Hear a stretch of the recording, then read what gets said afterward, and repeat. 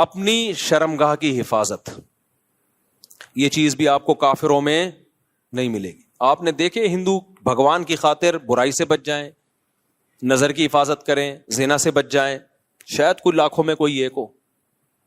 انگریزوں میں تو جو عیسائی ہیں، یہ پورا امریکہ یورپ تو کرسچینٹی ہے نا، یہ تو کرسچن ہے، اپنے آپ کو منہ سے بولتے بھی ہم کرسچن ہیں.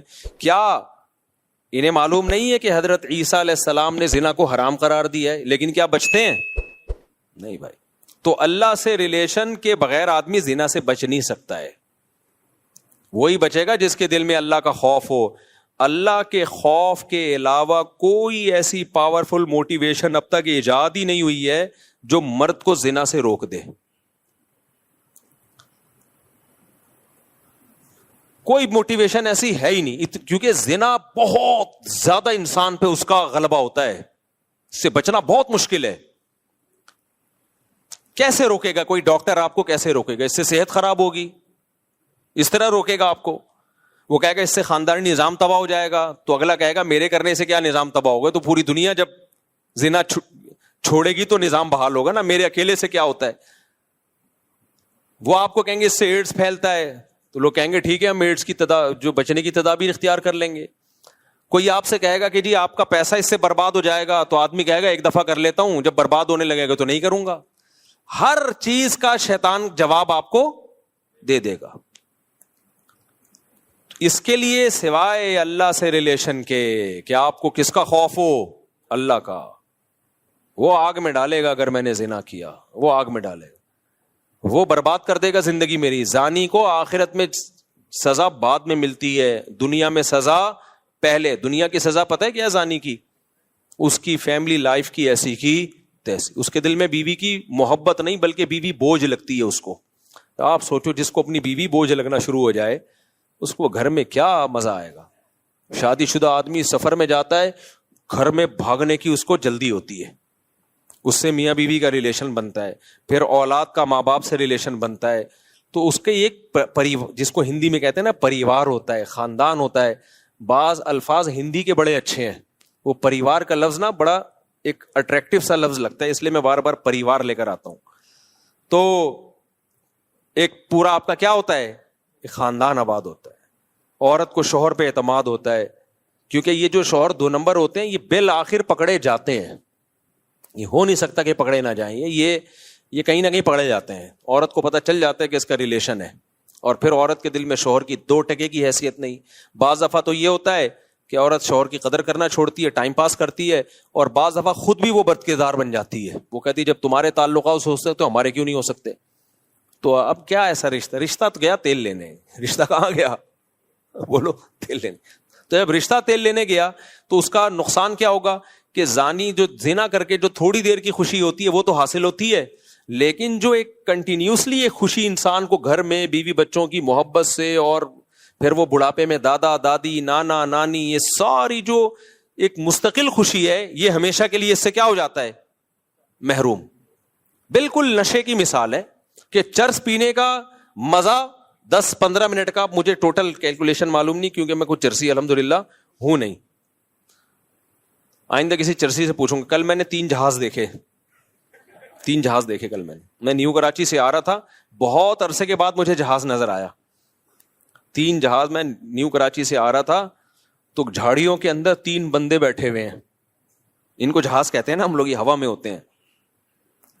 اچھا وہ چرسی نہیں تھے، کیونکہ جو ان کی حالت ہوئی تھی نا اس سے لگ رہا تھا یہ چرس تو چھوٹا نشہ ہے، یہ کچھ اور ہی کر رہے ہیں.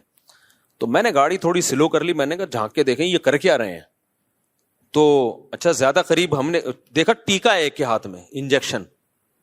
تو ایک دوسرے کو انجیکشن لگا رہے ہیں. اللہ کی پناہ یار، جو ان کا منہ بالکل ایسا جیسے ڈیزل، ایسے کالے ہوئے، کپڑے پھٹے ہوئے، برباد زندگی، ان کی زندگی برباد. میں نے سوچا تھوڑا ولاگ بناؤں، پھر میں نے کہا اچھا نہیں ہے یار یہ بیچاروں کو ولاگ بنائیں ہم. تو لیکن وہ تینوں بیٹھے ہوئے ہیں ایسے مر رہے ہیں، اور ایک دوسرے کے انجیکشن. کون دے کر گیا ان کو انجیکشن؟ کوئی تو دے کر گیا ہوگا. تو پیسہ بھی برباد. اب ان کو تو مزہ آ رہا ہے نا، لیکن آپ کا کیا خیال ہے؟ یہ ہمیشہ کا مزہ ہے؟ تھوڑی دیر کا مزہ ہے، اس کے بعد عذاب اور ٹینشن. یہ خودکشیاں تک کر لیتے ہیں ہیروئن جی. تو میرے بھائی زنا کا بھی ایسے ہی ہے, تھوڑی دیر کا مزہ ہے, لیکن جو نیچرل مزہ تھا, آپ کا گھر بار آباد ہو, محبتیں ہوں, میاں بیوی کا ریلیشن, عورت کو شوہر پہ اعتماد, شوہر کو بیوی پہ اعتماد, یہ لبرل لوگوں میں یہ سب اعتماد کی ایسی کی تیسی. میں تو ایسے ایسے حالات جانتا ہوں جو سیکولر لبرل, نام نہاد لبرل ہے نا, جو بڑے براڈ مائنڈڈ بنتے ہیں کہ ہم ملاؤں کو نہیں مانتے, یہ ملاؤں کے ایسے ان کے حالات ہوتے ہیں. بڑی لبرل سی ایک انٹی سے شادی کر لی, کسی پہ میں الزام نہیں لگا رہا, چپ رکھ رہے ہوتے ہیں ان کے پرسوں میں بیگم کے, کہ یہ جو کہہ کے جا رہی ہے کہ میں طارق روڈ مارکیٹ میں شاپنگ کرنے جا رہی ہوں, تو لوکیشن سے ہم ٹریس کریں گے کہ یہ جا بھی وہاں رہی ہے. یار جب بیوی پہ یہ شک پیدا ہونا شروع ہو جائے تو لائف تو گئی نا, ختم نا. بیوی پہ یہ شک کیوں ہو رہا ہے؟ کیونکہ اپنی حرکتیں ٹھیک نہیں ہیں, اپنی حرکتیں ٹھیک نہیں ہیں. ان کو پتا ہے کہ ہم جب برے ہیں, ہم ادھر ادھر پتہ نہیں کام مکالا کرتے ہیں, تو ہماری بیوی بھی ہو سکتا ہے کر رہی ہو. تو یار یہ کوئی زندگی ہے؟ سوچو. ہے عورت کو شوہر پہ اعتماد نہیں ہے کہ پتہ نہیں یہ جمشید کا نمبر ہی ہے یا جمشیدہ ہے یہ, اور مرد کو بیوی پہ اعتماد نہیں ہے کہ پتہ نہیں یہ سلطانہ ہے یا اصل میں اوریجنل سلطان نہ ہو کہیں ہے. تو یہ کوئی زندگی ہے؟ اس کو تھوڑی ریلیشن بولتے ہیں. اس سے تو بہتر تھا کہ تم شادی نہ کرتے یار. ایسے شکوک ایک دوسرے پہ, شوہر باہر ملک چلا جاتا ہے, وہ بیوی پہ شک کر رہا ہوتا ہے, میں یہاں ہوں پتہ نہیں وہ کیا کر رہی ہے وہاں, عورت کو اس پہ شک ہوتا ہے کہ وہ وہاں پتہ نہیں کیا غلغباڑے کر رہا ہے. یہ ہے مذہب سے بغاوت کا بولو نتیجہ. یہ اللہ دنیا میں زانی کو عذاب دیتا ہے کہ وہ تھوڑی دیر کی لذت, اچھا وہ تھوڑی دیر کی لذت بھی پہلی دفعہ میں اس کو لگے گی, اس کے بعد وہ اس کا عادی ہو جائے گا. تبھی تو یہ جو گورے جو ہومو سیکسولیٹی کی طرف آئے ہیں, کیوں آئے ہیں؟ یہ نائٹ کلبوں میں زنا کر کر کے تھک گئے ہیں, اب ان کو بورنگ ہے یہ. ہمارے یہاں نا ایک صاحب امریکہ گئے اور یورپ گئے, کہتے ہیں گورے اتنے اچھے ہیں, وہاں چڑیاں پہنی ہوئی عورتیں گھوم رہے ہیں, گورے دیکھتے ہی نہیں, اور ہمارے ٹھرکی جا جا کے نا ایسے ایسے جھانک جھانک کے, ایک ہفتہ تو ہمارے ٹھرکیوں کا لڑکیاں دیکھنے میں گزرتا ہے, اس کے بعد جاب تلاش کرتے ہیں وہ. میں نے کہا یہ اس سوسائٹی کا کوئی پازیٹو پہلو نہیں ہے, یہ نامرد ہونے کی علامت ہے. اگرچہ یہ ٹھرک ٹھیک نہیں ہے, میں ایسے نہیں کہہ رہا آپ مردانگی دکھائیں وہاں جا جا کے, یہ اس کی علامت ہے اللہ نے ان سے لذت ہی چھین لی ہے, کیونکہ یہ زنا کر کر کے نا اب یوز ٹو ہو گئے. ان کے لیے جمشید میں اور جمشیدہ میں کوئی فرق رہا نہیں ہے, محمود اور محمودہ ان کے لیے برابر ہو گئی ہے. سمجھتے ہو کہ نہیں سمجھتے؟ تو یہی عذاب نہیں ہے کیا کہ ایک لذت جو ایک اللہ نے مرد کے دل میں عورت کی طرف لذت رکھی, وہ لذت ہی چھین لی اللہ نے. ہمارے لوگوں سے نہیں چھینی ہے تو یہ ٹھرکی بنے ہوئے ہوتے ہیں وہاں جا کے. ہاں اللہ نے یہ بولا ہے کہ یہ کام مت کرو بھائی, نظر کی حفاظت کرو, اور ایک حلال طریقے سے جو نکاح کا طریقہ اللہ نے رکھا ہے. تو زانی جو زنا کرنے والا ہے اس کو آخرت میں تو بہت سخت سزا ہے, وہ تو جہنم کی آگ ہے. حضرت جبریل کو نبی نے دیکھا نا معراج میں, تو نبی صلی اللہ علیہ وسلم نے دیکھا کہ کچھ لوگ ننگے مرد اور ننگی برہنہ عورتوں کو آگ میں جلایا جا رہا ہے, اور وہ آگ کے شعلوں کے ساتھ اوپر آتے ہیں. تو آپ نے جبریل سے پوچھا یہ کون ہے؟ جبریل نے فرمایا یہ آپ کی امت کے زنا کرنے والے مرد اور زنا کرنے والی عورتیں ہیں. انہی مرد اور عورتوں کو ایک ساتھ اللہ نے ڈالا ہے, جلو اس عذاب کو دیکھو. اللہ ہم سب کو اس عذاب سے محفوظ رکھے. تو زنا ہلکا عذاب نہیں, آخرت کا عذاب بھی بہت سخت ہے. لیکن دنیا میں زانی کو کیا سزا ملتی ہے؟ اس کی جو خاندانی جو گھر کی لائف ہے اس کی ایسی کی تیسی. پھر جب بچوں کو پتہ چلتا ہے ہمارا باپ ایسا, بچوں کے دل میں بھی باپ کی کوئی عزت نہیں رہتی. وہ باپ کو بھی جمشید سمجھتے ہیں, ڈیڈی پاپا واپا سب ختم, ابا ابو بزرگی سب ختم. تو اس لیے میں تبھی تو آپ لوگ کو 4 شادیوں پہ سیٹ کر رہا ہوں. زنا کی طرف مت جاؤ بھائی, خاندان بڑھاؤ, اولاد ملے گی حلال اولاد. انگریزوں کے اولاد بھی حلال نہیں ہے, وہ بھی زنا کی پیداوار ہے. تبھی ان میں اتنے سیپریشن کے واقعات ہیں. میں نے گورے کا انٹرویو لیا کسی یورپ میں نے کہا آپ کے فادر کیا کر رہے ہیں؟ انہوں نے کہا فادر پتہ نہیں کدھر ہے. اپنے پھر فادر کو گالیاں دینے لگا وہ. انہوں نے کہا یار اسٹائل ہے بھائی. تو کیونکہ وہ فادر جو تھا نا وہ اس کی ماں کو چھوڑ کر کہیں اور منہ کالا کرنا شروع کر دیا تھا اس نے, پھر اس کو چھوڑ کے کہیں اور منہ کالا کرنا شروع کر دیا. تو اولاد کو ایسے فادر سے محبت ہوگی؟ کہاں ہوگی محبت. تو خیر, تو اس لیے اللہ نے کیا فرمایا کہ جو ایمان والے لوگ ہیں الا علی ازواجہم او ما ملکت ایمانہم, باندیاں کا نظام ختم ہو گیا. اب صرف کیا ہے بھائی؟ الا علی ازواجہم, ایمان والا اپنی زوجہ کے علاوہ کہیں اور نہیں جاتا. اچھا دیکھو, اللہ یہ بھی کہہ سکتے تھے کہ ایمان والے لوگ اپنی زوجہ کے پاس جاتے ہیں, یہ اسٹائل بھی ہو سکتا تھا نا, لیکن اللہ نے یہ انداز نہیں اختیار کیا, بلکہ اللہ نے کہا کہ یہ لوگ اپنی شہوت کو کہیں بھی پورا نہیں کرتے سوائے بیوی کے. یہ انداز کیوں اللہ نے رکھا؟ تاکہ فحش فلمیں دیکھنے والے بھی سمجھ جائیں کہ یہ بھی کیا ہے, بولو, حرام ہے, اور ہینڈ پریکٹس کرنے والے بھی سمجھ جائیں کہ یہ عمل بھی کیا ہے, حرام ہے, یہ ناجائز ہے, جائز عمل نہیں ہے. جو لڑکوں سے بدفعلی کرتے ہیں وہ بھی سمجھ جائیں کہ یہ عمل بھی کیا ہے, بولو, حرام. بد نظری سے اپنی خواہش پوری کرنا وہ عمل بھی کیا ہے, تصور میں کسی غیر عورت کا تصور. بعض نوجوان بتاتے ہیں ہم لیٹتے ہیں تو پھر فلم چلاتے ہیں دماغ میں, اس کی فلم پوری چلا کے اس سے لذت حاصل کر رہے ہوتے ہیں. بھائی یہ بھی ناجائز اور یہ بھی حرام ہے. تو اللہ نے صرف اور اللہ نے کہا اپنی خواہشات کو کہیں بھی پورا نہیں کرتے سوائے بیوی کے. تو جب مسلمان پہ اتنی پابندیاں, اتنی ریسٹرکشنز ہوں, تو بیویوں کی تعداد زیادہ ہونا تو بنتا ہے نا میرے بھائی, کیا خیال ہے؟ پھر اتنے پروٹوکول تو مسلمان مرد کو ملنا چاہیے نا. ایک انگریز مسلمان ہوا, جرمنی کا تھا میرا خیال ہے, اتنی بڑی داڑھی اس کی, جامعۃ الرشید میں آتا تھا. اب جب مسلمان ہوا ہے, جرمنی میں کتنی عیاشی آپ کو بتائے, مسلمان ہوا تو پھر یہاں گلشن اقبال میں کوئی لڑکی مسلمان کوئی لڑکی تھی, اس سے پھر اس کی شادی ہوئی. بڑا ماشاءاللہ داڑھی واڑی اور بڑا نیک انگریز تھا وہ. میں ملا اس سے, گپ شپ لگائی, تو مجھے کہتا ہے میں تو کروں گا 4 شادیاں. اس سے یہ ہو رہا تھا کہ میری بیوی نہیں کرنے دے رہی, حالانکہ وہ مسلمان ہے, پاکستانی مسلمان ہے. پھر وہ یہی کہنے لگا, یار ہم نے جب اتنی عیاشی چھوڑ دی اسلام کے لیے, ہم نے اتنی بڑی قربان, اور صحت بھی ایسی اس گورے کی. آپ جرمن تو ویسے ہی دیکھا ہوگا نا آپ نے, کیسے ہائٹ ہوتی ہے ان کی, اتنے چماٹ مارے تو بندہ گر جائے. تو ایک دم غصہ ہو گیا میرے سامنے بیٹھے بیٹھے. نہیں, میں نے کہا بھائی میں نے تھوڑی روکا ہے تجھے, اس کی بیوی اس کو روک رہی تھی تو اس پہ غصہ ہو رہا تھا. وہ ہم یہ ایسے کر رہا تھا انگلش میں نا, انگلش بھی جانتا تھا. وہ جرمن تھا یا پتہ نہیں فرانس کا تھا, بھی مجھے پورا یاد نہیں ہے, واقعہ بھی 15-20 سال پرانا ہے. تو پھر بھائی وہ تو پھر مسلمان کا اتنا تو بنتا ہے نا. اچھا یہ یورپ میں جو یا انگریز عورتیں جو ہے نا, وہ یہ بات آسانی سے ایکسپٹ کر لیتی ہیں کہ مرد 2 شادیاں کرے, کیونکہ ان کو پتا ہوتا ہے کہ مرد کی دوستیاں بہت عورتوں سے ہوتی ہیں. جو سیکولر لبرل لوگ ہیں, نام نہاد لبرلز کی بات کر رہا ہوں میں, یہ کرتے کیا ہے, ان کی دکھانے کو ایک بیوی ہوتی ہے, لیکن ان کی عورتوں کو بھی پتا ہوتا ہے کہ ان کے تعلقات بہت ہیں. دفتر میں ان کی جو سیکرٹری ہے وہ الگ ہے, وہ ایک الگ عذاب بنی ہوئی ہے بیوی کے لیے, وہ بھی چھانٹ چھانٹ کے رکھتا ہے, اس کی کوالیفیکیشن سے زیادہ اس کی شکل دیکھی جا رہی ہے. اور پھر باہر جا کے کیا کچھ کر رہا ہے, یورپ جا رہا ہے, فلاں ملک جا رہا ہے, پتہ نہیں کیا کر رہا ہے. تو یہ جو انگریز عورتیں ہوتی ہیں یہ زیادہ آسانی سے ایکسپٹ کر لیتی ہیں, جب یہ اسلام قبول کرتی ہیں نا, یہ ایکسپٹ کر لیتی ہیں کہ ہمارے شوہر کی دوسری بیوی ہو, کیونکہ انہوں نے وہ تباہی والا دور دیکھا ہوتا ہے, وہ دور انہوں نے دیکھا ہوتا ہے.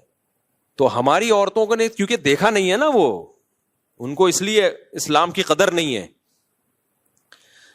تو اللہ نے کیا فرمایا بھائی, اللہ نے فرمایا الا علی ازواجہم, مسلمان مرد کے پاس اپنی زوجہ کے علاوہ کوئی آپشن نہیں ہے.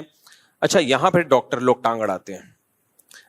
ڈاکٹر کہتے ہیں یہ ایکچولی یہ جو ہینڈ پریکٹس وغیرہ ہے اس سے ایکچولی صحت کو نقصان نہیں ہوتا, اور یہ تو وغیرہ وغیرہ جو ڈاکٹر فضول باتیں کر رہے ہوتے ہیں. دیکھو ایک چیز خوب اچھی طرح سمجھ لو, ہر چیز میڈیکل سائنس سے ثابت نہیں ہو سکتی. میڈیکل سائنس کیا کرتی ہے کہ وہ کہتے ہیں بھائی جب آپ سیٹسفائی ہوتے ہو ادھر ہو یا ادھر ہو, تو جو وہاں آپ کی باڈی میں چینجنگ آتی ہے وہی یہاں بھی آتی ہے. یعنی وہ تو اس کو بالکل ایک سمپل اس پر لے کے جا رہے ہوتے ہیں, لیکن حقیقت یہ ہے اس سے میڈیکلی بھی آپ کو نقصان ہوتا ہے, کیونکہ مینٹلی آپ ڈسٹرب ہوتے ہو. اللہ نے جو کام, نیچر کبھی غلطی کرتی ہے, مجھے ایک بات بتاؤ, فطرت کبھی 2 نمبری کرتی ہے؟ تو اللہ نے مرد کو عورت کے لیے, عورت کو مرد کے لیے پیدا کیا ہے. اگر یہ خواہش آپ کی ہاتھ کے ذریعے یا کسی اور طریقے سے پوری ہوگی تو یہ ہو نہیں سکتا کہ آپ ذہنی طور پر آپ ڈسٹرب نہ ہو, یہ ہو نہیں سکتا, یہ ناممکن ہے. اللہ نے ہمارے لیے دودھ کو پیدا کیا ہے یا چرس کو پیدا کیا ہے؟ دودھ کو پیدا کیا. دودھ پیتے رہو, مینٹلی کوئی دماغ میں کوئی خرابی آئے گی آپ کے؟ بھائی کیونکہ نیچرل ہے نا. انڈے کھاتے رہو, پراٹھے کھاتے رہو, چاول کھاتے رہو, روٹی کھاتے رہو, کچھ بھی نہیں ہوگا. آپ زیادہ مزے کے چکر میں چرس پہ آ گئے, باڈی کو نقصان ہو یا نہ ہو, سب سے پہلے کھوپڑی خراب ہوگی آپ کی.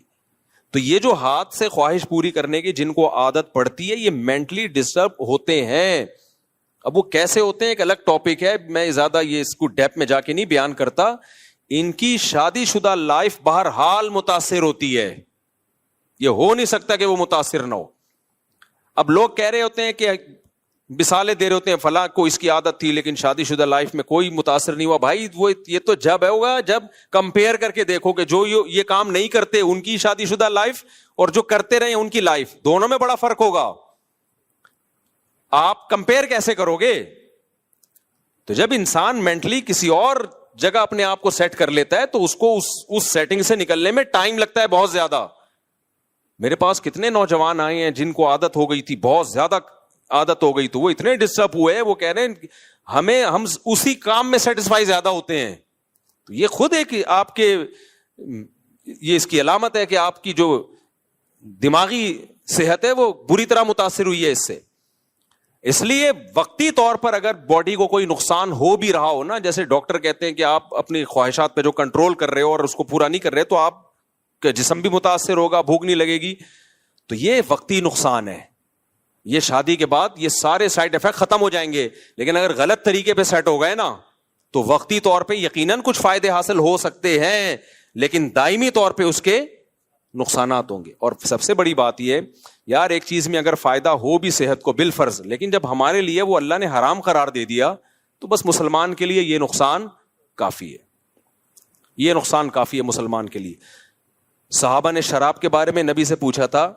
مشرکین مکہ کہا کرتے تھے کہ شراب میں تو بہت سارے فائدے بھی ہیں, اسلام نے شراب کو حرام قرار دے دیا, لیکن شراب پی کے باڈی میں طاقت آتی ہے, کتنے ڈپریشن ٹینشن ہو, جب شراب پیتے ہیں تو سارے غم ہم بھول جاتے ہیں.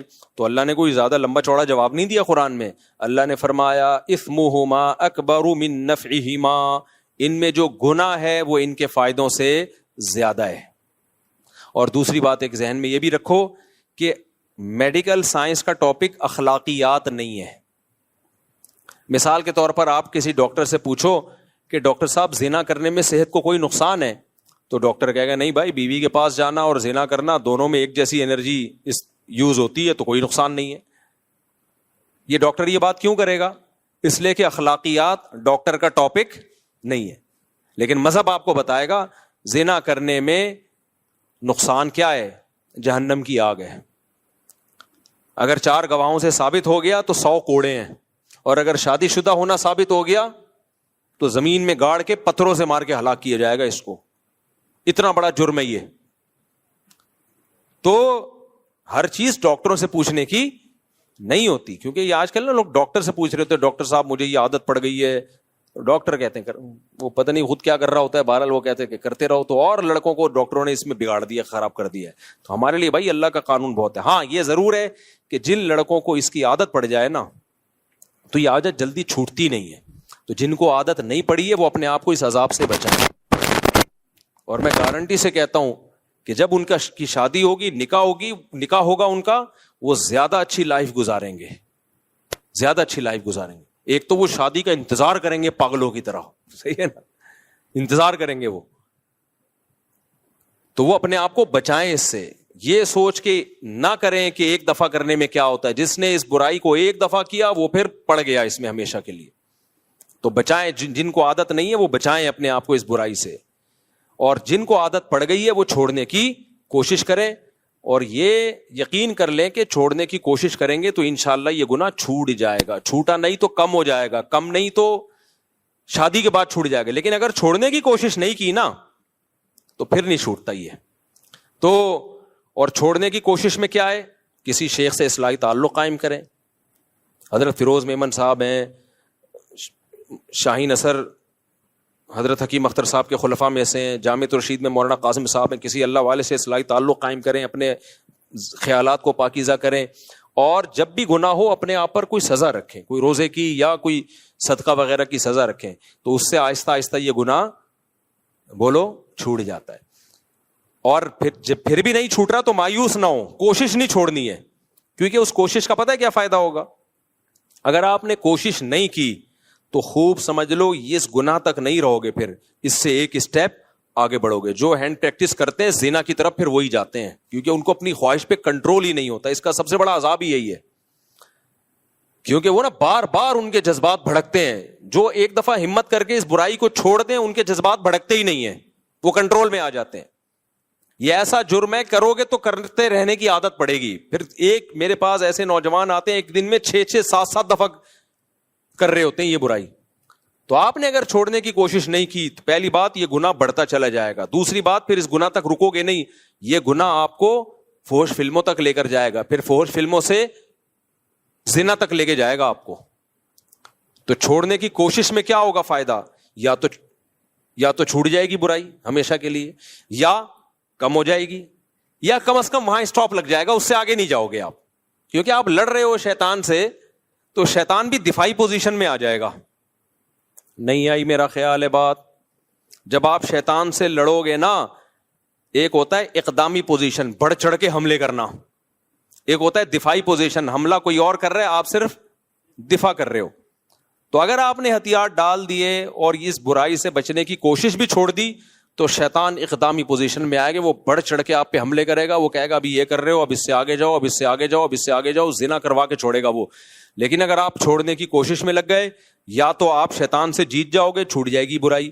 نہیں جیتے تو کم از کم اتنا ہوگا کہ شیطان کو دفاعی پوزیشن میں لے آؤ گے. شیطان کہے گا ٹھیک ہے میں بڑھ چڑھ کے حملے تو نہیں کر رہا, لیکن تجھے یہاں تک روکوں گا میں, کم از کم یہ کرتا رہا, اس سے آگے بڑھنے پہ نہیں آئے گا وہ. آپ لوگ کو سمجھ میں نہیں آ رہا, رہنے دو. اس لیے خلاصہ یہ نکلا کہ جب بھی کسی نوجوان سے یہ گناہ ہو وہ عزم کرے میں اپنے آپ کو سزا دوں گا. سزا کچھ بھی ہو سکتی ہے, وہ خود فیصلہ کرے. صدقہ کروں گا کچھ پیسے, یا روزہ رکھوں گا, یا اتنے نوافل پڑھوں گا, یا صبح کا ناشتہ گول کر دوں گا, یا اس دن کھانا نہیں کھاؤں گا. کچھ نہ کچھ سزا دے. شروع میں ہلکی سزا دے, بہت زیادہ سزا نہ دے. تو آہستہ آہستہ آہستہ, اور پھر اللہ سے دعا بھی مانگے, 2 رکعت پڑھ کے توبہ بھی کیا کرے, تو آہستہ آہستہ یہ گناہ انشاءاللہ چھوڑ جائے گا. سمجھتے ہو کہ نہیں سمجھتے؟ تو اللہ نے کیا فرمایا, الا علی ازواجہم, اللہ سے اگر ریلیشن مضبوط کرنا ہے تو نکاح کے علاوہ تمہارے پاس کوئی آپشن نہیں ہے. یہ اللہ کا حکم ہے. آگے ہم چلتے ہیں, آج میں نے یہ سورت ختم کرنی ہے. الا علی ازواجہم او ما ملکت ایمانہم فانہم غیر ملومین. اللہ فرماتے ہیں کہ جو تمام راستوں کو خواہش پوری کرنے کے بند کرے اور نکاح کو فوکس کرے, تو جو نکاح کو فوکس کرے گا یہ قابل ملامت نہیں ہے. یہ جملہ لگانے کی بھی کیا ضرورت تھی اللہ تعالیٰ کو بھائی؟ نہیں آئی میرا خیال ہے بات.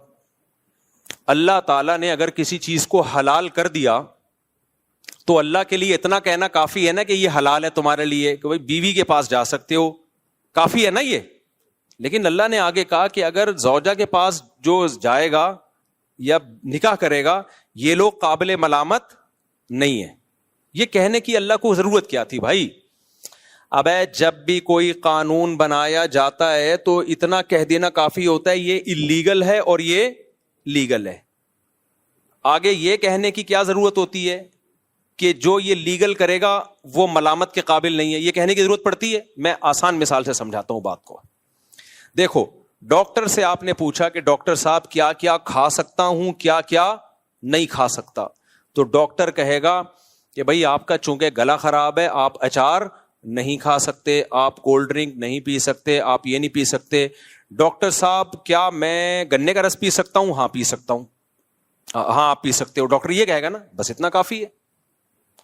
تو اللہ بھی یہ کہہ دیتے بھائی یہ حرام ہے, اور نکاح کر کے جو خواہش پوری کرتے ہیں وہ کیا ہے؟ حلال ہے. لیکن اللہ نے کہا کہ جو اپنی نکاح کر کے خواہش پوری کرتے ہیں یہ لوگ قابل ملامت نہیں ہے, کیونکہ اللہ کو معلوم تھا کہ کچھ صوفی مزاج لوگ فنٹر بنیں گے اور شادیاں کرنے والے کو بھی تانے دیں گے شہوت پرستی کے, کیونکہ وہ یہ سمجھیں گے کہ یہ دنیا داری ہے. وہ کہیں گے بھائی حرام سے بھی بچو, حلال میں بھی بقدر ضرورت اکتفا کرو. کیا شادیوں میں لگ گیا ہے اور کوئی کام نہیں ہے تمہارا؟ ابھی ایک شادی ہوئی, پھر دوسری شادی, پھر تیسری شادی, پھر چوتھی, کیا ہو گیا یار یہ آپ؟ تو اس لیے اللہ نے فرما دیا کہ جو نکاح کو فوکس کر رہا ہے اس کو میں نے پرمیشن دی ہے, اپنے خرچے پہ کر رہا ہے, برابری کرے گا, تو کوئی اگر اس کو تانا دیتا ہے نا ملامت کا کہ ابے یار تو بھی ہے تو بھی ٹھرکی, پہلے تو حرام کر رہا تھا ادھر ٹھرک تھا, اب شادیوں پہ سیٹ ہو گیا تو ہے تو ٹھرکی ہے. نا نا نا نا, اللہ کہتے ہیں یہ میری طرف سے اس کی پرمیشن ہے, لہذا اس کو ٹھرکی کہنے کی کسی کو اجازت. مذاق میں کہتے تو الگ بات ہے, میں نے بھی یونیورسٹی میں کسی کو مذاق میں کہہ دیا تھا. یونیورسٹی میں میرا بیان ہوا تو کسی نے 4 شادیوں کی بات کی, ایک دم لڑکے ایک دم جوش میں آ گئے نا, میں نے کہا تم سب ٹھرکی ہو, وہ مذاق تھا. صحیح ہے. تو کیونکہ میرا ویسے کچھ نہیں ہو رسپانس آ رہا, جیسی یہ بات ہوئی ایک دم سب. تو اللہ تعالیٰ نے یہاں یہ اس لیے کہا ہے, تبھی فتاوی قاضی خان ایک فقہ کی بہت پرانی کتاب ہے, اس میں لکھا ہے کہ اگر کسی شخص کے پاس 2 بیویاں تھیں, اس نے ایک اور شادی کی اور کسی نے اس کو تانا دیا کہ یار کیا کر رہا ہے یار, تیری خواہش 2 سے پوری نہیں ہوئی ہے کیا, تو یخاف علیہ الکفر, اس پہ خطرہ ہے کہ وہ کافر نہ ہو گیا ہو, کیونکہ اللہ نے باقاعدہ پرمیشن دے کے کہا ہے کہ یہ قابل ملامت بولو نہیں ہے. جب اللہ نے کہہ دیا کہ کرنے دو, اپنے خرچے پہ بھیک لے کے کر رہا ہو تو پھر بھیک کی ملامت کرو یار, یہ کیا کر رہا ہے تو. جب اپنے خرچے پہ کر رہا ہے اور ان میں اگر بے عدلی کر رہا ہے تو بھی قابل ملامت ہے. اس کو آپ یہ کہو یار حقوق کیوں ادا نہیں کر رہے, اس پہ بھی اس کو ملامت کی جائے گی. یار شادیاں تو کر رہے جا رہے ہو, حقوق پورے نہیں کر رہے, اس پہ بھی ملامت کی جائے گی. لیکن ہمارے یہاں حقوق بھی پورے کر رہا ہو, برابری بھی کر رہا ہو, شادی بھی اپنے خرچے پہ کر رہا ہو, تو بھی تانے دیتے ہیں. کیا 2 سے دل نہیں بھرا؟ میں نے جب 2 کی تھی نا, جب میری تیسری ہوئی ہے, تو میرے قریبی ریلیٹیو ہیں, مجھ سے بڑے بھی ہیں, احترام بھی ہے ان کا میرے دل میں, تو میرا خیال تھا ملیں گے, ویل ڈن ماشاء اللہ. ایسے مجھے دیکھا انہوں نے, کیا ہو گیا 2 سے دل نہیں بھرا تھا کیا؟ ایسے مجھے انہوں نے کہا کہ میں عزیز تھوڑی دیر کے لیے مجھے شوق لگا, میں بہت شرمندہ ہوا کہ یار میں شاید کوئی غلط آدمی ہوں.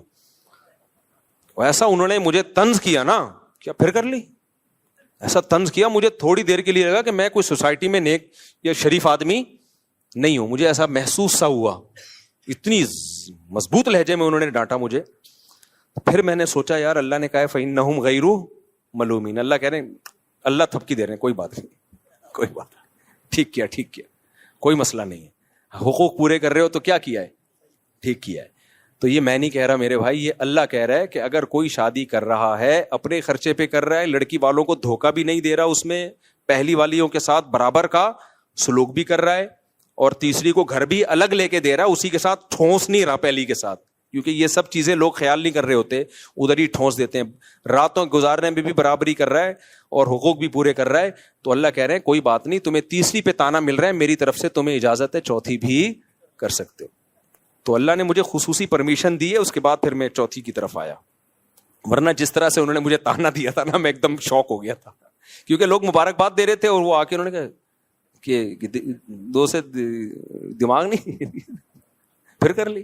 تو اب تو خاندان کے بڑے تھے وہ, تو ان کی بات کو میں سیریس بھی لیتا تھا, تو اس لیے میں تو شوق میں چلا گیا تھوڑی دیر. پھر میں نے سوچا یار میں اتنا لوگوں کو موٹیویٹ کرتا ہوں, جب میں شوق میں چلا گیا تو جو ایک عام آدمی ہے جس کے پاس اتنے دلائل نہیں ہیں, اس کی تو بیزارے کو سوسائٹی میں منہ دکھانے کے قابل نہیں رہتا ہوگا وہ, اس کو تو لوگ تانے دے دے کے مار دیں گے اس کو. تو اس لیے پھر مجھے ڈھیٹ بننا پڑا. تو یہ قرآن کی آیت کو میں اس لیے ایکسپلین کر رہا ہوں کہ بھائی حلال اگر کوئی کر رہا ہے تو وہ قابل ملامت نہیں ہے. اور اسی سے اور بھی آگے چلو, یہ ہر حلال کے بارے میں, اگر کوئی اپنے خرچے پہ نلی نہاری کھا رہا ہے, اس میں مغز ڈال رہا ہے اور اس میں نیمبو نچوڑ کے مزے کا بنا رہا ہے, حرام ہے حلال ہے, حلال ہے, اس کو بھی تانا دینا نہیں بنتا. حلال ہے بھائی, چوری کے پیسوں سے تھوڑی کھا رہا ہے. اگر کوئی اپنے پیسوں سے لگژری گھر بنائے, ایئر کنڈیشن لگائے, لان بنائے, اس میں اللہ نے اس کو پیسہ دیا, سوئمنگ پول بھی بنا لے, چاہے یہ کام مفتی کرے, مولوی کرے, عامی آدمی کرے, قابل ملامت نہیں. ہاں جب چندے کے پیسوں سے کر رہا ہو, حرام کر رہا ہو, وہ تو پھر تو کوئی بھی کرے ناجائز ہے. اگر کسی کا اپنا بزنس ہے میرے بھائی, اللہ نے اس کو دولت دی ہے, وہ کرے. کچھ لوگوں کو اس پہ اعتراض ہوتا ہے یہ بزنس کلاس میں مولانا لوگ سفر کیوں کرتے ہیں. بھائی اگر اپنے پیسوں سے بزنس کلاس میں سفر کر رہا ہے تو اللہ نے پیسہ دیا خرچ کرنے کے لیے, بچانے کے لیے نہیں دیا, تو قابل ملامت نہیں ہے. یا کسی نے اس کو انوائٹ کیا اور اس نے مہمان کے اکرام میں بزنس کلاس کا ٹکٹ کرا دیا, تو بھی قابل ملامت نہیں ہے. یہ لوگ ملامتیں کر رہے ہوتے ہیں جیلس ہو کے, جیلس ہو کے کر رہے ہوتے ہیں. دیکھو اللہ نے, ہاں یہاں لوگ ایک سوال کرتے ہیں, ہمارے نبی کی زندگی تو اتنی سادہ تھی, آپ تو گدھے پہ سواری فرمایا کرتے تھے, آپ صلی اللہ علیہ وسلم کا تو گھر اتنا سادہ تھا. اس کا جواب میں دے چکا ہوں کہ ہمارے نبی کی طبیعت اللہ نے ایسی بنائی تھی کہ آپ کو دنیا کی طرف طبعی رغبت تھی نہیں. تو جس کی طبیعت ہی ایسی ہو تو وہ نہ کرے, لیکن نارمل لوگوں کی طبیعت ایسی نہیں ہوتی. ہمارے پاس سلیمان علیہ السلام کی مثال ہے نا, حضرت سلیمان علیہ السلام بھی تو اللہ کے پیغمبر تھے, حضرت عثمان بھی تو اللہ کے نبی کے چہیتے صحابی تھے. آپ کی تو بڑی زبردست لائف تھی, بے تحاشا دولت تھی حضرت عثمان کے پاس. 400 اونٹ حضرت عثمان کے ایک ٹائم پہ مدینہ میں تجارتی مال لے کے آتے تھے. مدینہ کی زمین ہلتی تھی, پتہ چلتا تھا کسی تاجر کا مال آ رہا ہے. اتنا پیسہ اللہ نے دیا تھا حضرت عثمان کو. تو ہمارے پاس مثالیں ملتی ہیں پیسے والوں کی بھی اور پیسے نہ والوں کی بھی. تو غربت میں آپ غربت پہ راضی رہیں. دولت, میرے شیخ جو حضرت مفتی رشید احمد صاحب تھے, تہجد میں 5 پارے پڑھنے کا معمول, اور اتنا اللہ کا خوف تھا. جو پرانے لوگ ہیں جانتے ہیں کتنے بڑے پرہیزگار تھے, اور دنیا کی محبت زیرو تھی, لیکن لائف لگژری تھی بھائی ان کی. لائف کیا تھی؟ پگڑی اتنی مہنگی پہنتے تھے, کرتا ایسا سفید چمکتا ہوا, بہت مہنگا کرتا تھا. گھڑی 1985 میں 60,000 کی گھڑی لی تھی انہوں نے. اس وقت 60,000, آج سوچ لو کتنے لاکھ کی پلاٹینم کی گھڑی تھی, بہترین. وہ ان کی لگژری گاڑی ایسی تھی, کویت کے شہزادے سے خریدی تھی. سوچ لو کیا گاڑی ہوگی. ہم جب گاڑی میں بیٹھتے تھے کبھی کبھار ہمارا دل ہی نہیں کرتا تھا, ہم کیونکہ رکشے سے آتے تھے مدرسے, اور ان کی کبھی گاڑی میں بیٹھے تو اترنے کا دل نہیں کرتا تھا. تو لیکن دنیا کی محبت الگ چیز ہے, دنیا کی نعمتوں کا استعمال کرنا الگ چیز ہے. میرے کو خوراک بھی ان کی خاندانی تھی. خوراک میں سیب, بادام, انڈے, یہ ان کی خوراک تھی. اب اگر کوئی اور ان کے بارے میں مجھے یہ بتاتا تو میں سوچتا شاید وہ بزرگ نہیں تھے, دنیا پرست تھے. لیکن ہم نے تو بھائی ان کی صحبت میں کئی سال گزارے ہیں. ہم کہتے ہیں اگر وہ بھی بزرگ نہیں تھے نا, اللہ والے نہیں تھے, پھر تو اللہ والے مارکیٹ سے کیا ہو گئے ہیں, شارٹ ہو گئے.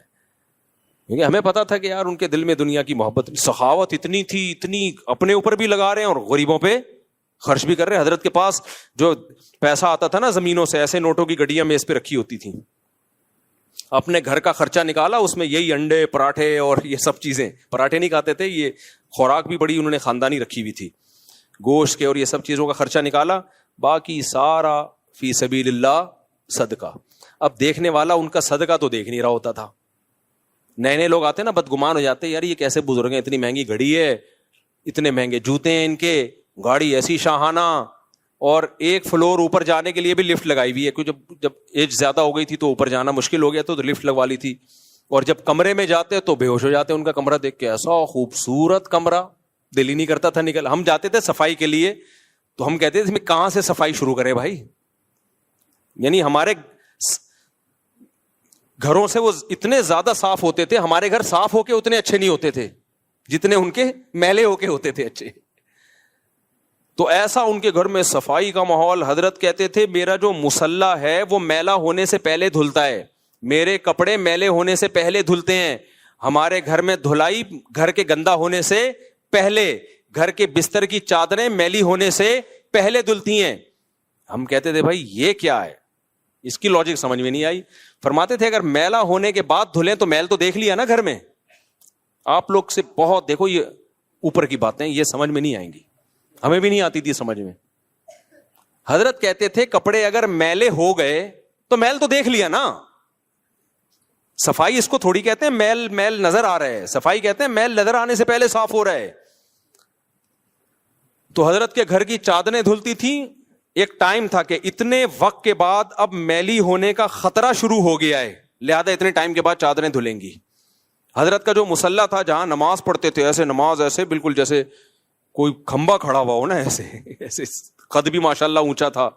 پنجابی تھے نا تو بڑے چودھری ٹائپ کے, ان کا حضرت کا مزاج بھی ایسا ہی تھا. تو وہ کپڑے میلے ہونے سے پہلے دھل رہے ہیں, ایسی صفائی اور خوشبوئیں, وہ بھائی ان کی خوراکیں. تو اگر کوئی مجھے ان کے بارے میں بتاتا اور میں نے ان کی صحبت میں خود ٹائم نہ گزارا ہوتا, میں کیا کہتا, فوراً فتویٰ لگا دیتا یہ دنیا پرست ہیں, معاذ اللہ عیاشی کر رہے ہیں. لیکن ہم نے ان کا اللہ سے تعلق دیکھا ہے, اسی کے بعد ہمیں اندازہ ہوا بھائی دنیا رکھ کے بھی اللہ والا بنا جا سکتا ہے, کو دیکھ کے اندازہ ہوا, اور انہوں نے ایک مثال قائم کی. تو اس لیے, اور اگر تم چاہتے ہو کہ نبی جیسی ہی زندگی ہو تو پھر تو میرے بھائی جو ہماری زندگی ہے, پھر تو غریب کی زندگی بھی بڑی لگژری ہے. پھر تو ایک کمرے کا چھوٹا سا کچا مٹی کا گھر بناؤ. پھر تو جن علماء کے پکے گھر ہیں نا, چاہے کرائے پہ ہوں, وہ بھی غلط کر رہے ہیں. پھر تو اکانومی کلاس میں سفر بھی غلط ہے. پھر تو پیدل جاؤ گدھے پہ بیٹھ کے, اور جو کی روٹی کھاؤ وہ بھی ایک ٹائم.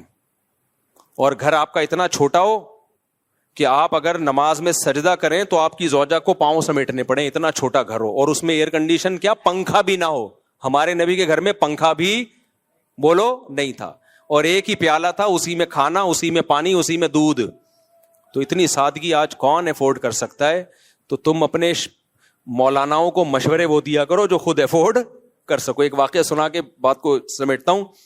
ایک دفعہ ہارون رشید کے دور میں ہارون رشید گھوڑے پہ جا رہا تھا, بڑی زبردست شاہی سواری. تو ایک شخص آیا, اس نے ہارون رشید کے گھوڑے کی لگام پکڑی, یا لوگوں کو, گارڈ وارڈ کو, اس کو بولا مجھے ہارون رشید سے ایک سوال پوچھنے دو خالی.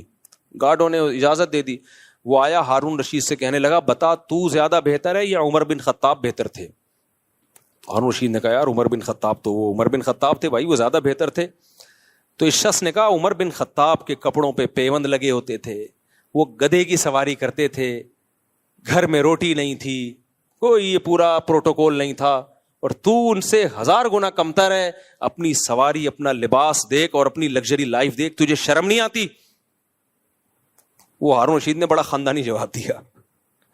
ہمارے استاذ یہ جواب اپنے الفاظ میں بیان کرتے تھے. پہلے میں ہارون رشید کے اپنے الفاظ بتا دوں, پھر ہمارے استاذ کے الفاظ بتاؤں. ہارون رشید نے کہا کہ حضرت عمر کی حکومت تھی ابو ہریرہ پر رضی اللہ عنہ, اور بلال حبشی پہ. اگر حضرت عمر کے کپڑوں پہ 10 پیوند ہیں تو ابو ہریرہ کے کپڑوں پہ 15 پیوند ہوں گے, ٹھیک ہے نا. اور کہا میری حکومت تم جیسے بےغیرتوں پر. ہمارے استاد اس میں بےغیرت کا لفظ بڑھاتے تھے, ایک استاذ الو کا پٹھا بڑھاتے تھے, ایک بےغیرت. اور کہا میری حکومت تم جیسے الو کے پٹھوں پہ.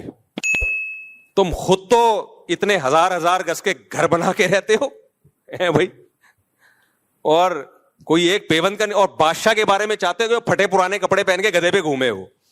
تو کہا اس جیسی رعایا ہوگی تو ہم بھی انہی جیسے بن جائیں گے. تو وہ چپ ہو کے چلا گیا پتلی گلی سے. تو اس لیے میرے بھائی یہ مولوی جو بنتے ہیں نا, یہ اسی سوسائٹی سے بن کے سوسائٹی مارکیٹ میں آتے ہیں, سمجھ رہے ہو. یہ کوئی ایسا نہیں ہے کہ نبی صلی اللہ علیہ وسلم کی اولادیں یا صحابہ آج مولوی بن رہے ہیں. تو آج جو مولانا بن رہے ہیں وہ اسی سوسائٹی سے نکل کے آتے ہیں. تو جیسی پبلک ہوگی مولانا بھی اسی ٹائپ کے ہوں گے.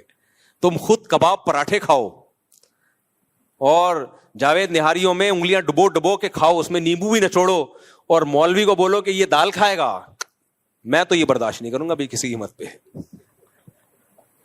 ہم تو کسی قیمت پہ, ہم جب مولوی ہیں بھائی ہم بھی ڈبو اپنے خرچے پہ کھا رہے ہیں نا, تو ہم بھی نیمبو بھی نچوڑیں گے, اس میں نلی بھی ڈالیں گے. میں جب نہاری تیار کرواتا ہوں تو آپ دوستوں سے پوچھ لو, میں بولتا ہوں نلی الگ سے ڈال اس میں, اور مغز الگ سے ڈال, اور گریوی شروع میں ہی لے آ, گریوی شروع میں ہی لے. تو اس لیے بھائی یہ مولانا بھی اسی سوسائٹی کی پیداوار ہیں. ان کو بیچاروں کو اتنے مصیبت کا مکلف کیوں بنا رہے ہو؟ ان کو بھی جینے کا حق دو, حرام نہ ہو بھائی. یہ نہیں کہ اب وہ سیٹنگیں بھی شروع ہو رہی ہیں اور چندے کا پیسہ کوئی کھانا شروع کر دے, نا, اس میں تو مولوی ڈبل مجرم ہوگا. ایک عام آدمی چوری کرتا ہے, ایک درجے کا مجرم. کوئی مولوی اگر چندے کے پیسے سے گھر بنا رہا ہے اور اپنا ذاتی گھر, یا وہ کرپشن کر رہا ہے, اس کی سزا اس کو پکڑو ضرور, اس کو نہیں چھوڑو. اس کو تو میں لوگوں کو کہتا ہوں نہیں چھوڑو. یہ نہ دیکھو یہ مولوی کیا کھا رہا ہے کیا پہن رہا ہے, یا بھائی اس کی پرسنل لائف ہے, کھانے دو, اس کے بچوں کو بھی, خود بھی اچھا کھانے دو, اچھا پہننے دو. لیکن میرے بھائی اگر مسجد میں کوئی مولانا یا مدرسے میں کوئی کرپشن کر رہا ہے, آپ اس سے پوچھ رہے ہیں یہ گاڑی آپ نے کہاں سے لی, وہ جواب ہی نہیں دے پا رہا اس کا. حضرت آپ کی تو اتنی آمدن ہے نہیں, تو کسی نے ہدیہ دیا ہے آپ کو, تو ذرا بتا دیں کون ہے جو اتنا بڑا دل کر کے پوری گاڑی ہدیہ دے دی, گفٹ دے دی, کون ہے. تو یہ انتظامیہ کا فرض بنتا ہے وہ پوچھے, اور اگر وہ اس کو واضح نہ کر سکے تو بھائی اس کا مطلب یہ 2 نمبری ہو رہی ہے. پھر کیا ہوتا ہے, پھر میں بتاتا رہتا ہوں, پھر آپ اس مولانا سے پوچھتے ہیں یہ چندے کے پیسوں کا, وہ پھر پتہ ہے کیا جواب دیتے ہیں, علماء کا احترام. عین بھی بڑا گاڑا نکالتے ہیں, ہاں بھی بہت گاڑی, احترام علماء کا. جب میرے پاس کیس آتا ہے میں ان سے کہتا ہوں کہ علماء سے سوال تو کیا جائے گا بھائی.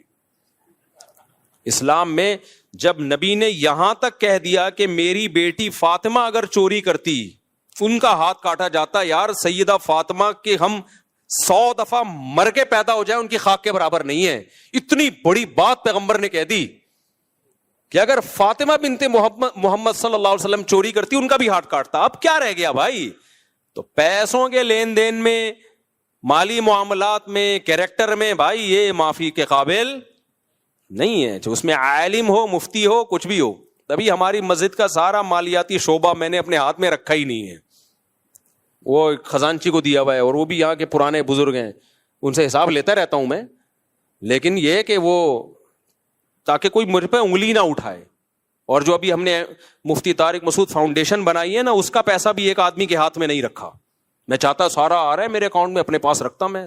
بدگمانیاں ہوتی, انگلیاں اٹھتی. بھائی ایک آدمی نہیں ہے, پوری ایک ٹیم بنا دی ہے کہ سب کے صلح مشورے سے یہ پیسہ خرچ ہوگا, اور ایک آدمی کی انڈیویجول رائے اس میں نہیں چلے گی.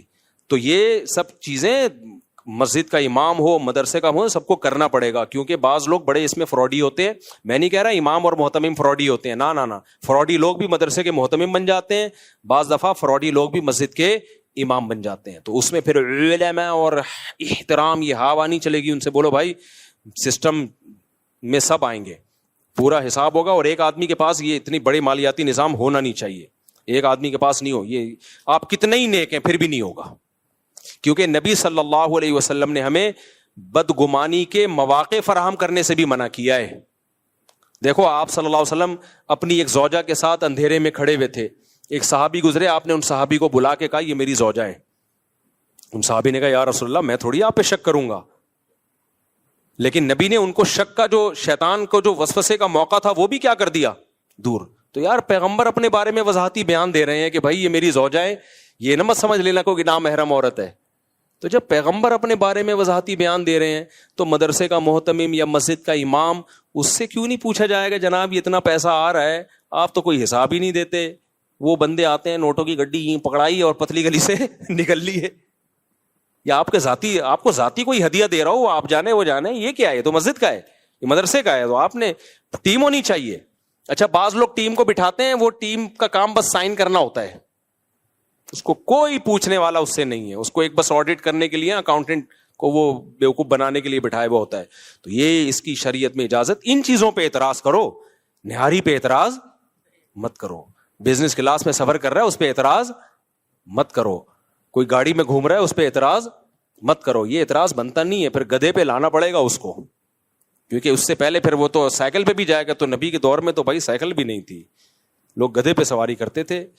تو پھر تو بہت ہی آپ کو اس زمانے کے حساب سے تو پھر کوئی تقوی کوئی اختیار کر ہی نہیں سکتا. تو شریعت کا ایک سیدھا سادہ اصول ہے بھائی, اللہ نے کہہ دیا لما تحرم ما احل اللہ لک, 28واں پارہ, کہ جو چیز اللہ نے حلال کی ہے اسے دنیا میں کوئی حرام نہیں کر سکتا. تو حلال جب پراٹھا بھی حلال ہے, 2 انڈے کھائیں 3 انڈے کھائیں, نہاری بھی حلال ہے, مرغی کی بوٹیاں بھی کیا ہے, لیگ پیس بھی کیا ہے حلال ہے, اور تفریح کے لیے سوئٹزرلینڈ جانا بھی کیا ہے حلال ہے, کشتی میں گھومنا بھی کیا ہے. جتنے کام میں نے کیے نا سارے بتا رہا ہوں میں.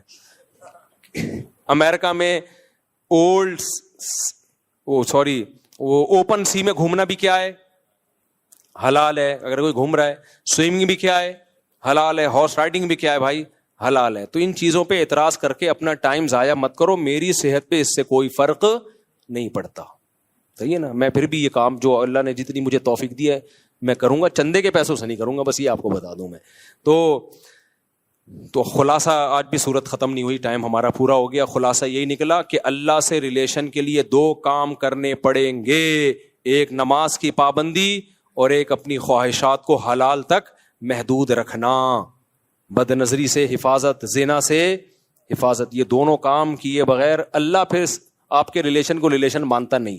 آج کیا ہو رہا ہے, لوگ ایسے کچھ رسومات بس پوری کر رہے ہوتے ہیں, ربیع الاول میں کر لیں گے, کچھ محرم میں کر لیں گے, کچھ قرآن خوانیاں کر لیں گے, اور سمجھتے ہیں کہ بس ہم تو بڑا مذہبی گھرانہ ہے ہمارا.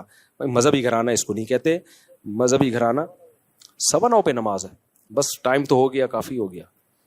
تو اللہ تعالی ہمیں سمجھنے کی, عمل کرنے کی توفیق عطا فرمائے. الا علی ازواجہم او ما ملکت فانہم غیر مؤمنون فمن ابتغى وراء ذلك فاولئک هم العادون. آگے پھر آیت میں نے اگلے ہفتے آگے سے شروع کرنی ہے, دوبارہ یہ نہ ریپیٹ کر دوں میں. والذین هم لاماناتہم وعہدہم راعون, یہ مجھے یاد دلانا اگلے ہفتے یہاں سے شروع کرنا ہے کہ ایمان والوں کی ایک اور علامت ہے ایگریمنٹ کی پابندی. جو زبان ہے اس کے پکے ہوتے ہیں. آج یہ بھی ایک بہت بڑا عذاب ہماری سوسائٹی میں آ گیا ہے کہ مسلمان کی زبان ایک ہے ہی نہیں. آپ ٹھیکیدار کو پیسے دے دو ایڈوانس میں, رلا دے گا, آپ کا گھر نہیں بنا کے دے گا. آپ بولو کہ قبر بنا دے یار, وہ سستے میں بن جائے گی, گھر رہنے دے. اتنا رولائے گا نا وہ, ایڈوانس پیسے پکڑا دو آپ. امریکہ یورپ میں یہ ہوتا ہے کہ اگر آپ نے ایڈوانس پیسے دے دیے نا, وہ سارے کام کو چھوڑ کے سب سے پہلے آپ کا کام کرے گا. وہاں ملکوں میں, جاپان میں یہی ہے. وہاں لوگ بتاتے ہیں کہ ہمیں جب کوئی کام جلدی کرانا ہوتا ہے ہم ایڈوانس میں سارے پیسے پکڑا دیتے ہیں, پھر وہ لوگ ایگریمنٹ کی پابندی کرتے ہیں. ان کی تربیت ہوئی ہوئی ہے اس بارے میں. وہ سارے کام چھوڑے گا, پہلے آپ کے کام کرے گا. ہمارے ہاں اگر آپ نے اچھے اخلاق کا مظاہرہ کرتے ہوئے کسی کو ایڈوانس میں پیسے پکڑا دیے. ہمارے ایک سعودی دوست تھے, انہوں نے یہاں ڈیفینس میں بزنس کرنا تھا, ہوٹل کھولنا تھا. ان کو سعودی عرب کا تجربہ تھا کہ یار ایڈوانس میں پیسے دو تو فوراً بن جاتا ہے. انہوں نے ادھر ڈیفینس میں ہوٹل کے ایڈوانس میں پیسے ٹھیکیدار کو پکڑا دیے. اب تک رو رہا ہے وہ بندہ, 3 سال ہو گئے. میں نے کہا ہوٹل تو گیا تیل لینے, تمہارے پیسے واپس مل جائیں نا, جس دن تمہارے پیسے واپس مل جائیں تو بول دینا کہ مفتی صاحب بیان میں غلط بیانی سے کام لیتے ہیں, پیسے بھی واپس نہیں ملیں گے. بولے مفتی صاحب کو تو معلومات ہے ہی نہیں, اتنا نیک آدمی, اس نے پیسے واپس کر دیے. تو میں نے کہا پیسے بھی گئے, ہوٹل بھی گیا. تو یہ ایگریمنٹ ہمارے یہاں ماشاء اللہ یہ چل رہا ہے. مسلمان ایگریمنٹ کا پکا ہوتا ہے بھائی, اس کے بغیر اللہ آپ کے دین اور مذہب کو اللہ مانتا نہیں ہے. تو چند رسومات کا نام نہیں ہے اسلام. یہ اخلاقی جب تک اوصاف میرے اور آپ کے اندر پیدا نہیں ہوں گے, اس وقت تک اللہ ہمیں اپنا ماننے کے لیے تیار نہیں. اللہ تعالیٰ سمجھنے کی عمل کی توفیق عطا فرمائے.